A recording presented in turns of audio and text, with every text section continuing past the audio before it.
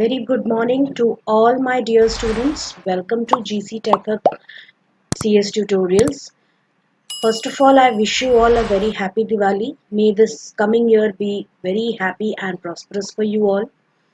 So, beginning with today's class, let us discuss about the various network devices. So, let's move on.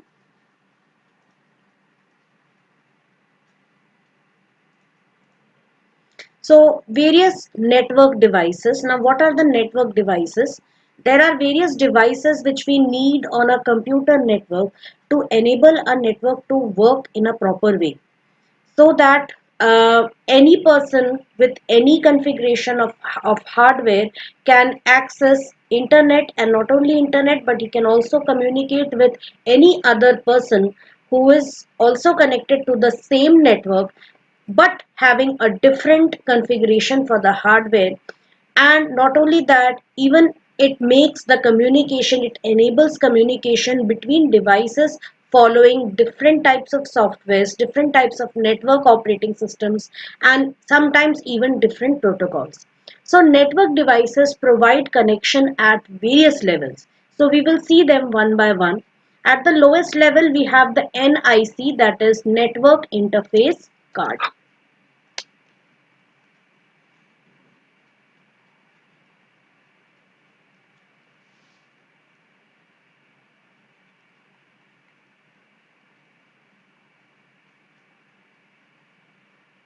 Sometimes it is also known as the LAN card or Ethernet card.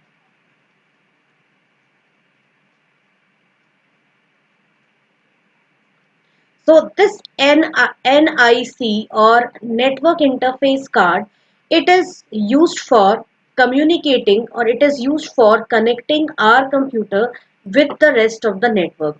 Now we know that our computer is a digital device, and because it has to transfer information, it is connected to a cable, and the cable will be transferring information in the form of electric signals, which are usually like continuous sine waves, and hence these are also known as analog signals, whereas our computer understands digital signals. Okay, so these are digital signals. Now digital signals have a very straightforward nature, that is they are either 0 or 1. Consist of either 0 or 1 pulses, that is off or on pulses. There is nothing in between. But in analog signals there are various levels of intensity of signals within the waves. So if we sample these signals, we can convert them in the form of several different pulses, and there are different intensities of these pulses in these analog signals. So they are quite different in nature than digital signals. Digital signals can be counted, but analog signals can be measured. So that because of this different nature between the digital signals and analog signals, we need something which will provide an interface in between, and hence this interface is provided by our LAN card, which is also sometimes our internal modem, which is also actually our internal modem. So it provides a connection between our computer and the transmission medium which is carrying the data signals. Now, this network interface card is provided, it's manufactured by various companies, and those companies are usually provided a ID, manufacturer ID, which, and not only this, but the manufacturer provides a card ID to the individual card which has been manufactured. It is just similar to model number. If you are purchasing any electronic item, that item would generally have a very unique number known as the model number or model ID. Okay, so it's just like that. Now MAC address is, sorry, this NIC card is usually recognized by a special type of address known as the MAC address, which is the medium access control address. In short, MAC address. This MAC address is what identifies this NIC card uniquely on the internet or on the network. So this MAC address is what it is. It is actually composed of 48 bits, which are groups of 6 bytes. That is, if you divide 48 by 8, you will get 8 6 are 48, that is 6 bytes. If you want to check the MAC address of your computer, there is a very easy way to do that. So we will first go to our search box, just type cmd and open our command prompt, and here we will type ipconfig/all. And here you will find the complete information about your computer. So if we just check, this is the Ethernet adapter, that is, this is the LAN card, and here you will find its physical address. Usually it is denoted by physical address. Physical address is your MAC address, and this is the MAC address. So I'm just going to copy this and paste it here. So you can see that MAC address is something which looks like this, and it consists of 6 pairs of 6 numbers. It actually not pairs, but it consists of 6 numbers where each number is represented in the hexadecimal form. As you can see here, 10, 62, E5, 8B, 66, 9C, these all are hexadecimal numbers. Now the first 3 bytes are basically the manufacturer ID, and it is provided to the manufacturer by an organization known as IEEE, whose full form is Institute of Electrical and Electronic Engineers. So IEEE is a premium organization which has been working on the existing technologies, policies and standards, and it has been creating standards for different protocols, different technologies which are being followed these days for the smooth functioning of the internet. So IEEE provides manufacturer ID to the manufacturer of the NIC card, and the next 3 bytes are generally the card ID, which is allotted by the manufacturer to the card. So it would be clear that who is manufacturing the card, and the card's unique identity is also fixed by this number. This is also known as physical address. Why physical address? Because this address doesn't change. Even if you switch on the computer multiple times, this will remain constant only. It won't change. So you can see that if I just open this IP config, you will see that your Ethernet adapter, that is your LAN adapter, will have a different physical address, and your wireless LAN, that is WLAN or Wi-Fi adapter, has a different MAC address, that is physical address.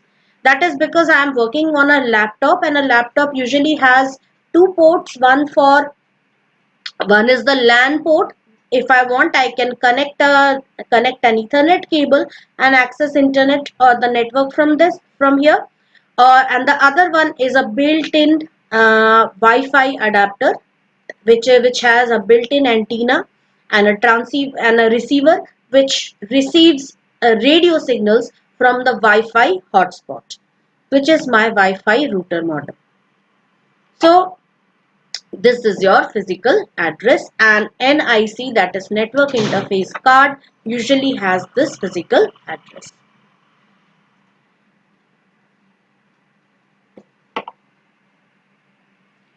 So here it is, all what I have explained. Next is Wi-Fi cards. As you can see here, there are some Wi-Fi card. Next is a Wi-Fi card.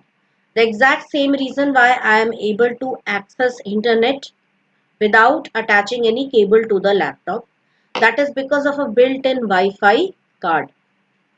So it is, we can either choose to attach an internal or an external LAN adapter, that is an internal Wi-Fi adapter or an external Wi-Fi adapter. Usually such kind of adapters are known as WLAN adapter, that is wireless LAN, wireless local area network. Because now your connection will be through an unguided media, that is through wireless, that is through radio waves. Has built-in wireless radio and antenna. So there is this adapter usually contains an inbuilt antenna and a wireless radio which receives and sends signals that in the form of radio waves. Most common Wi-Fi cards used in PCs are PCI Express Wi-Fi cards. So PCI stands for Peripheral Component Interconnect.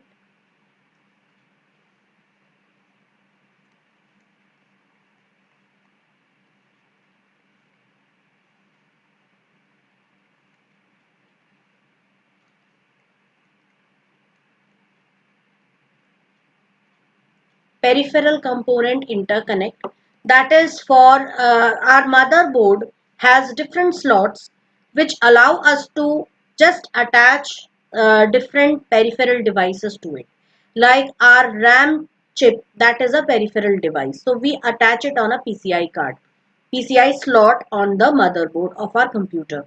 Okay, so likewise we have different PCI cards, some for our video card, that is our graphic card. We have a PCI slot for the sound card. We have PCI slots for our LAN card, that is Ethernet card, and also our laptops have an external port, or sorry, it has a separate PCI slot for attaching WLAN card, that is wireless LAN card. So normally these are PCI Express Wi-Fi cards. So there are three different ways. One is a PCMCIA Wi-Fi card, as you can see it over here, and the other is an express card Wi-Fi card, which is usually faster than PCMCIA. Why? Because PCMCIA Wi-Fi card, it is the old standard, and normally it has to converse, it has to communicate through middlemen, that is card controller. It needs a card controller to communicate. But usually an express Wi-Fi card doesn't need a card controller because it directly communicates with the processor. Hence, because of this, an express Wi-Fi card is usually faster, and this is the new standard these days. Most laptop manufacturing companies, they have switched to express card rather than PCMCIA Wi-Fi card. Then we have the USB Wi-Fi card. If you want to attach, if you want to give a wireless, if you're not a fan of too much of cabling, then you can give a wireless interface to your PC, that is your desktop computer also, by using a Wi-Fi adapter. And it is just like it has a USB port, it has a USB connector, and it is usually a very small device which is attached to the USB slot on your computer, that is on your PC, and your computer is now enabled to access wireless signals. So fit on the PCI Express card slots on the motherboard. Next is a hub. Now you can see there is an image of a hub over here. How a hub works. Hub is usually a central device or a concentrator which generally connects different computers. Usually this is used in a star topology where you don't want extra cabling or additional cabling. If you want to attach any other PC to this already existing network, all you have to do is just connect that PC to the hub, and this creates a LAN in a star topology. That is, this network resembles a star. So this central concentrator, this hub acts as a central concentrator which helps to connect the different devices together and enables communication between them, but no communication can take place without this hub. So it is used to connect several computers together, contains multiple independent but connected modules of network and inter-networked equipment. So hub is generally a network device, hence it contains a lot of internal equipment which helps to connect different devices together. Hubs are multi-slot concentrators. As you can see here, there are different ports over here in hub, and because of which different computers can connect to this hub depending upon the number of slots available on the hub.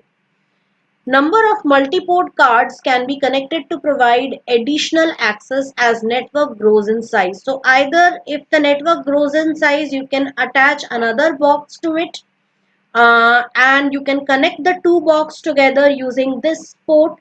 Okay, or what you can do is you can just attach an additional multi-port card and any additional card with multiple ports, so that you can attach a few more computers with this. Hubs can be active or passive. So we will see how active hubs are different from passive hubs. Now, active hub, it electrically amplifies signals as it moves from one connected device to another. So, active hub is usually what it is directly involved in the communication. If suppose one computer wants to send information, like I'll number the computers here. If computer 1 wants to send information to computer 4, then what active hub does is it takes the incoming signal and it amplifies this signal. That is, it just modifies this signal. Some because of the internal resistance of the transmission medium, the signal sent by system 1 could get lost in it may not get completely lost, but some parts of it might get lost, and hence the signal which reaches the hub, it might be a little distorted. So what amplifier does is it just modifies the signal and it forwards it to the destination computer. That is the task of an active hub, but a passive hub doesn't work like this. It allows signal to pass as it is coming without any change. It doesn't amplify the signal. So you can just see active hub and passive hub. So these are, now hub is usually a small device which contains less number of ports, and it's not very efficient also. Why? Because I'll just take you back to the previous slide and show you something. You can see this GIF image. You can see that this first system, where it is sending, it wants to send a message, it wants to send a print command. It wants to, like, I'll just number the systems over here, because a printer is also attached to this hub. So this printer is also a network device, so it is also considered as a host. Now first system, it wants to give a print command to the printer. So technically it should only send the signal to the printer, but hubs don't work in this way. Whatever signal the first computer sends, hub just broadcasts that signal to every other device which is connected on the network, that is which is connected to it. Like in this diagram also, if system 1 wants to send something to system 4, system hub receives that signal. If it is an active hub, it will amplify the signal, but it will pass it on in all the directions to all the computers which are connected. That is, it generally broadcasts the signal. Now broadcasting the signal will increase traffic. It will increase traffic in the long run. Why? Because usually here you can see that there is less number of systems. We have some 6 systems over here. So this small network might not create too much of a problem, but as simultaneously other systems also start sending data or start sending messages, every incoming message to the hub will be broadcasted to every other system which is connected. So this will lead to a lot of coming and going, incoming and outgoing messages, which would increase unnecessary traffic on the network. So this is one very big drawback of a hub, because of which nowadays hubs are almost obsolete. So you can just see this is a normal system, a sample system where we have an active star hub, that is star hub because it is using a star topology, and it is connected to a server which is an I-series AS400 server, usually a mainframe standard. And you can see that a special type of a connector is used, Twinax to RJ45. Now these connectors are usually in the form of adapters, like we have HDMI to VGA adapters for our laptops, our latest laptops, because if we want to connect it to a projector, most projectors, the latest projectors being manufactured, they have the HDMI port, but and even the cables are also HDMI. But some, if you have an old projector, because projectors are usually very expensive devices, it is not easy for us to also upgrade the projector as soon as we upgrade our systems. Okay, so for that you will generally get an adapter, which is like it forms a connection, and we get these adapters for many devices. For our mobile phones also, if you have a USB type C port for your mobile phone, you will generally need a small 3.5 jack to USB type C adapter. So you can just attach your earphone, which mostly contain the 3.5 jack to this adapter, and the other end you can attach it to your phone and easily listen to songs. So same way, because this is a mainframe system, it's some other system, it might be using another type of connector, which is a Twinax connector, and we are using Ethernet cables which have RJ45 connector. So this is an adapter which is used everywhere over here, and it is using a Cat5 or Cat6 cable, which is a standard for Ethernet cable, that is twisted pair cables, which I had already taught before. So this is an active hub, which you can see. So whichever system is sending a signal, this active hub is going to amplify, but it is going to broadcast this signal to every other computer.